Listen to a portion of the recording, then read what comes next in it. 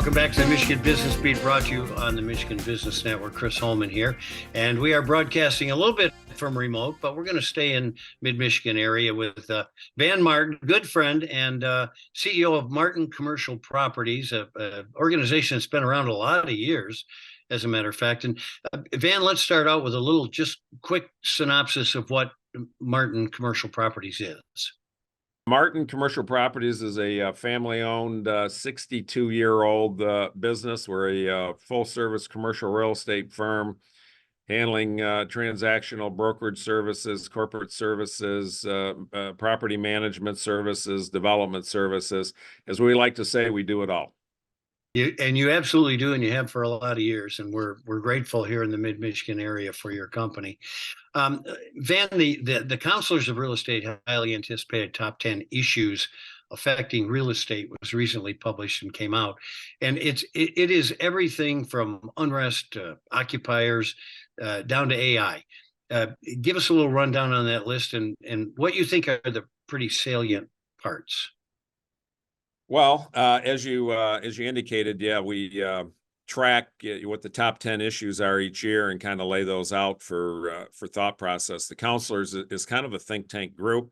There's about 1,100 of them worldwide, invitation only type of situation. But a lot of interesting ones as there are every year. The top one this year is the political unrest and the global economic health and kind of what's going on there.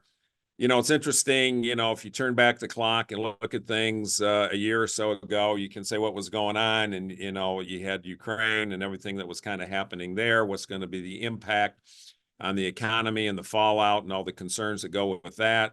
And then you kind of fast forward a little bit and go through that time frame, and you look at all the Fed funds, rate hikes and so forth that have gone on, the impact that has had on commercial real estate. Has been significant. And then, even different today, closer to home, is just basically the economy, and what's going on with it, with inflation, what's happening in the cap rate market, what's happening in the office market.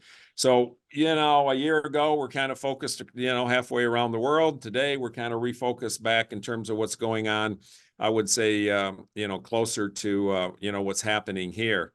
The nature of the risk is just kind of shifted, but it remains geopolitical.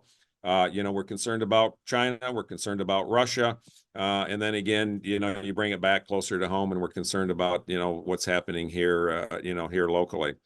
So, and that's kind of the new risk: inflation, interest rates, AI, hybrid work, supply chain issues. All of these things, affect real estate and real estate decisions. But I think the old mantra is as important today as it ever has been. And, a lot of the real estate is based upon location, location, location. It's kind of interesting because one of the things I think we suffer from here seems to be kind of a global epidemic, and that's a housing shortage.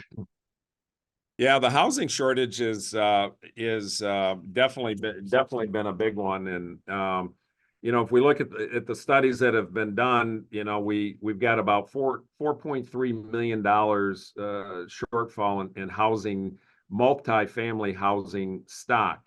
The previous report showed about a $5.5 million housing stock shortage across the country, and today we think that could be as high as about 6.8 million. The multifamily is a little more manageable as we need that housing stock looking out to 2030. If you just average out at having a net 300,000 or so units added to the stock every year, you can do it. There are some headwinds facing that in terms of the economy, the interest rates, the availability, and the cost of financing, but it's probably a manageable aspect of the shortage. The housing stock itself is a little bit more, worrisome in terms of, how do we fill 6.8 million, and that imbalance has translated, it's a supply demand issue, right? And what happens with supply demand, the cost of the units go up, the affordability of the housing. and then you have the fallout. People don't sell. The interest rates are too high. They don't want to relocate. So the dynamics in the housing has really affected, where we are today. And then the last aspect of that I would throw in is the affordability housing issue. And everybody, talks about the affordability housing. And it's just, that is an issue that we have to address and needs to be done shortly, over the next couple of years. And there certainly is a lot of focus on that aspect itself. Today. Van, literally, we've got a minute left. I wanted you to talk a little bit about interest rates and the impact that's had. Yeah, interest rates, it's had a significant impact. Investment real estate is off about 60%. We still haven't hit the point where the sellers and the buyers have kind of come together with, where we are in the local marketplace. But yeah, again, the affordability of financing, the availability of financing has had a significant impact on investment sales transactions. I guess we'll see where we go, and maybe things will level out here in a bit. Not a lot being built on spec, that's for sure. Van Martin, thanks so much for joining us, buddy, from Martin Commercial Properties in Lansing, Michigan. Always good to spend time with you. Thank you, Chris, and happy holidays to everybody. And you too.